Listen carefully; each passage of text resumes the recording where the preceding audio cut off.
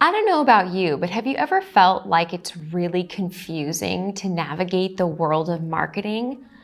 Like finding clients. Where do you find them? Online, social media, through friends? What's the best way to get and keep clients?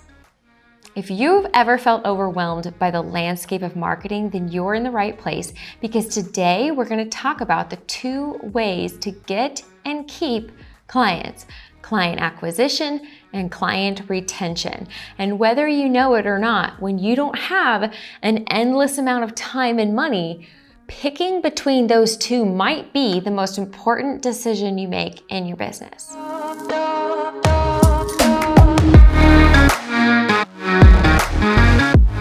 Hi, I'm Paden Hughes. I'm one of the owners of Gymnazo, a 7-figure-a-year fitness business that I helped to grow with my husband that has a churn rate of under 3%.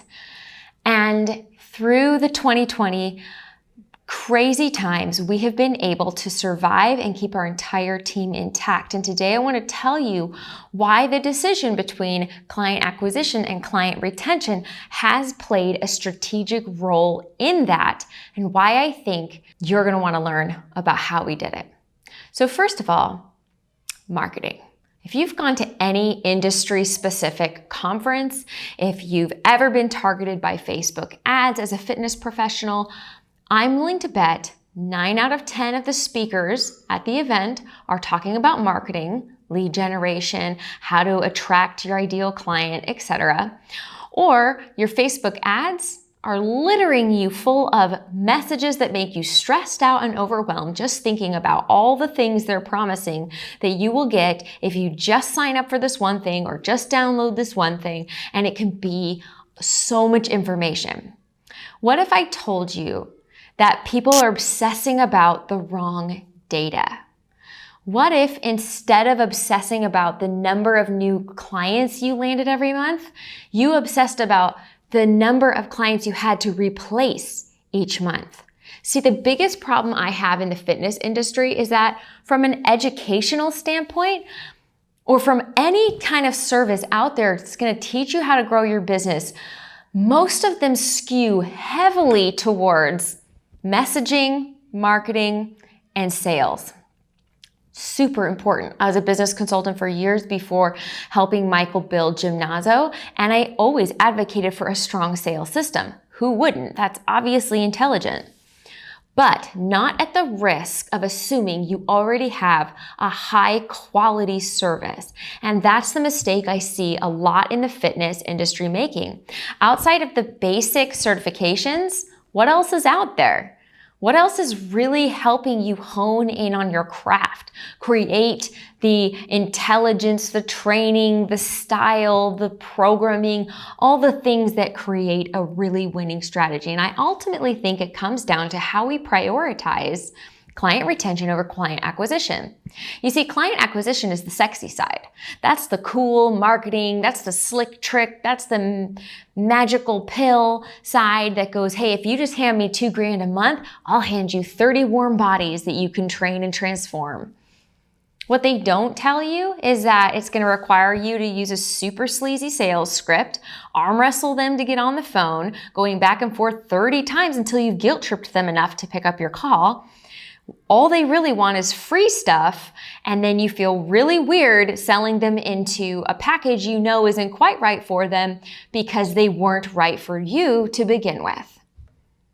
I'm not saying every lead acquisition system out there is like this. I'm just saying quite a few are, and quite a lot of trainers feel like that's going to be their secret sauce to hitting 6 figures, multiple 6 figures, 7 figures. Well, I'm here to tell you, as someone who is not a marketer, I'm not. I did not grow a business by being a really slick marketer. I could write a good email or 2. Maybe you can too. You want to know how we built our business? It's not very sexy, but it works. And if you're interested in what works, you're going to be interested to hear this. It was through word of mouth marketing. It was by obsessing so hard on making the clients that we had have the best experience with us, create raving fans out of them that they almost become mini ambassadors around the community, in their family, with their friends, in their circles, that we didn't need to spend very much money on marketing. And that's what I advocate for.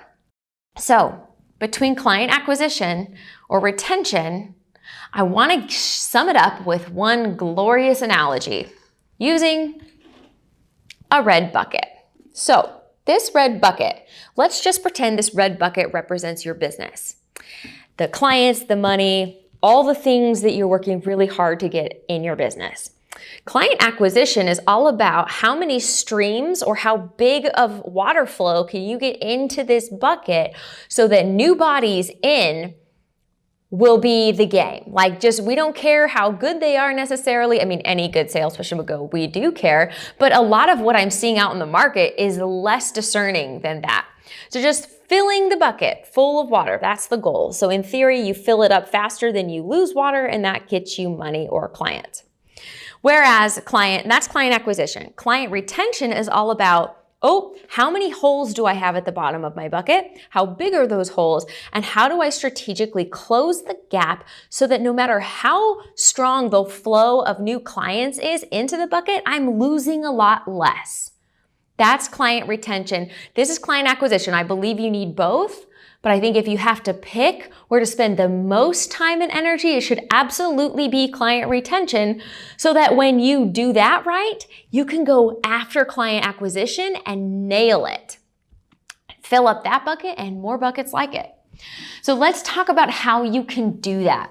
Before I begin, why should you listen to me? Outside of the fact I've already said I'm not a marketer, and that might make you go, wah, wah, okay. But listen to this. Most of the people marketing to you, telling you you just need warm bodies into your business, are not in the trenches with you building a business.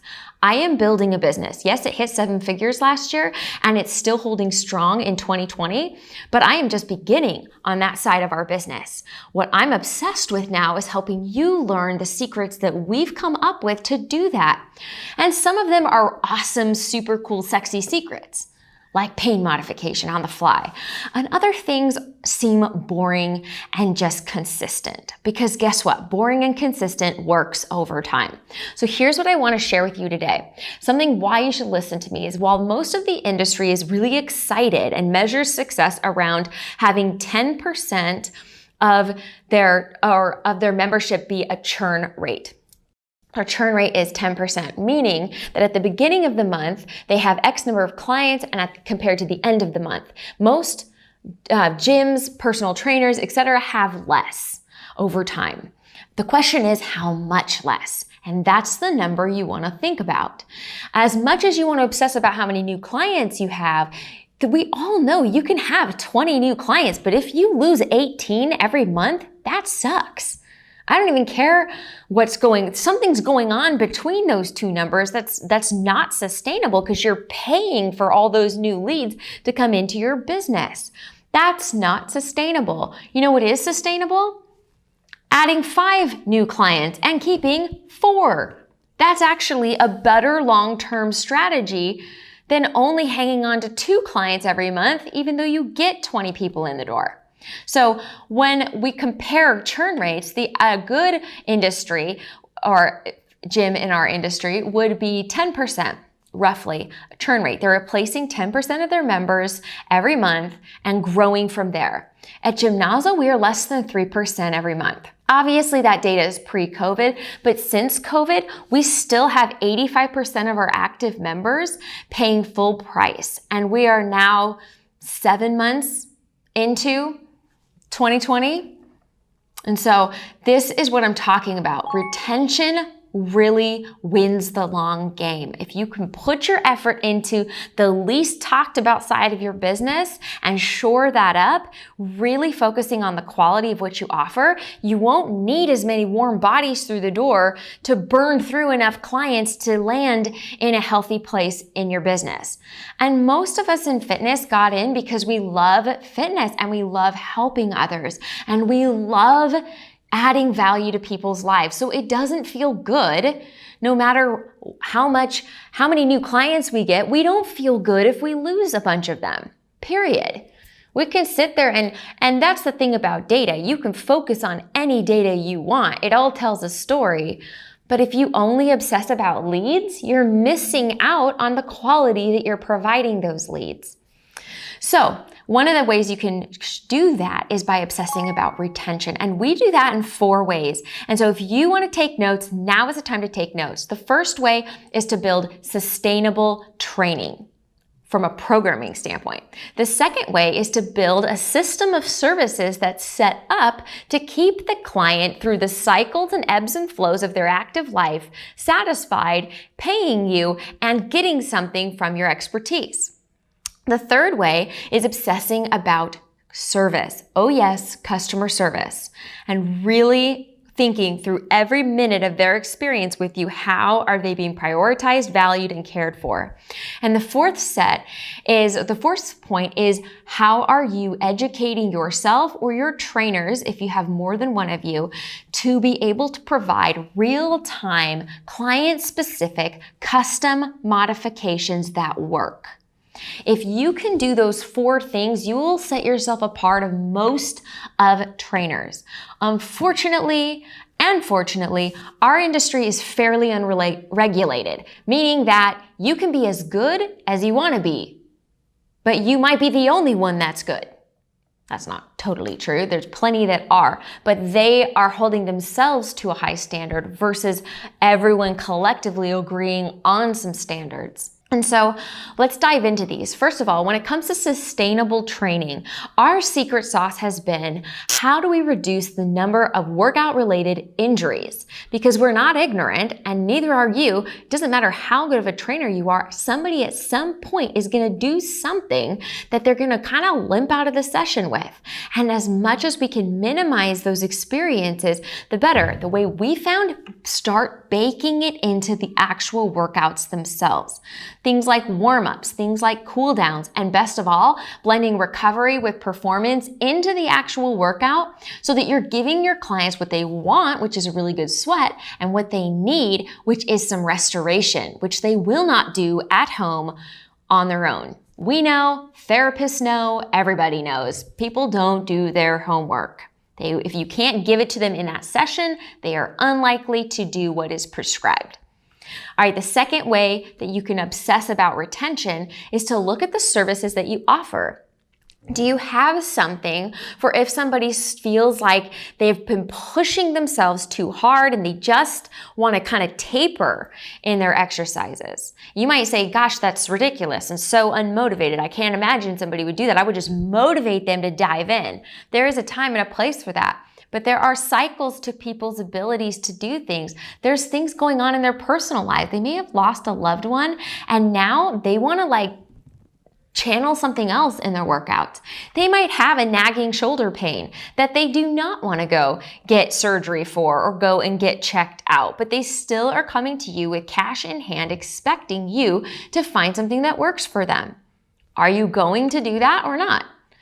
I believe, and what we've done sustainably has been to tailor one-on-one training to be solving problems or reaching specific micro goals. And then when we've done that, moving them into what we call a semi-private model, which is 4 custom workouts for 4 custom people, obviously, and 1 trainer facilitating those workouts in real time at a fraction of the one-on-one cost to the client, and definitely an increase in the total value to the business. And the next one would be group training, and we've tiered it in 3 different group training levels.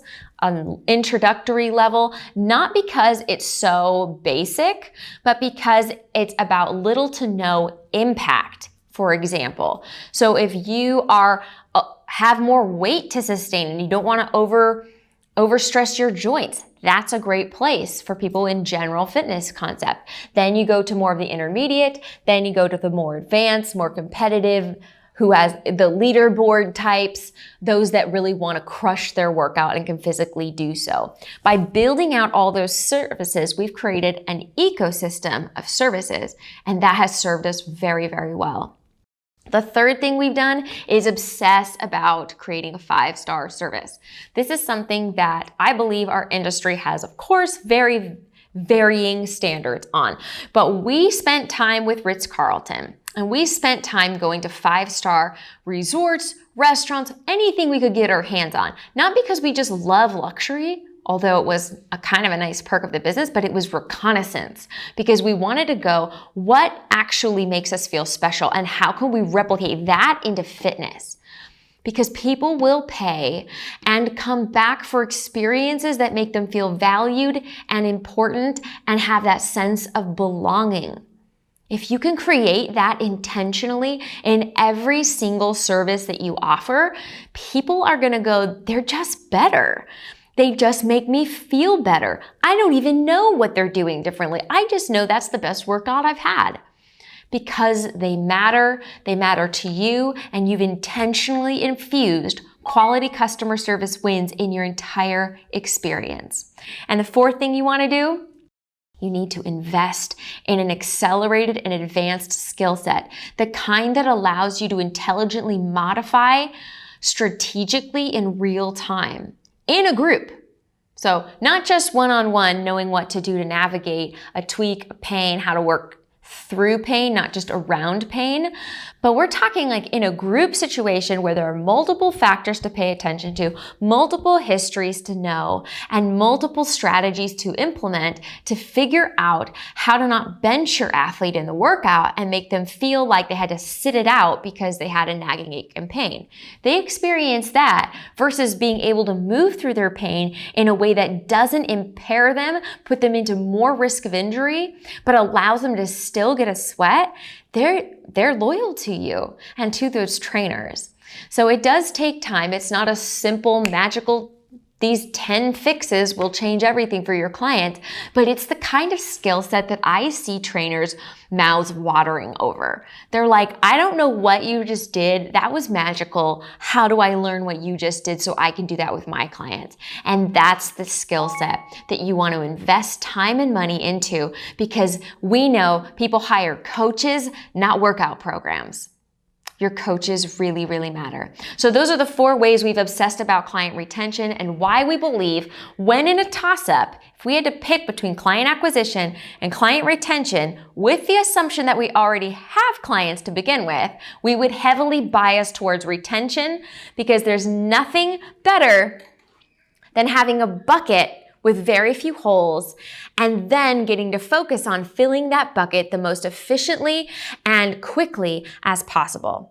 So that's my talk around acquisition and retention. I hope you got something great out of this, and encourage you to like and subscribe to this video channel, because we love putting out videos like this, and your support allows us to continue to do so. And we are continuing to add more value and give you a peek behind the scenes of what actually works in our business.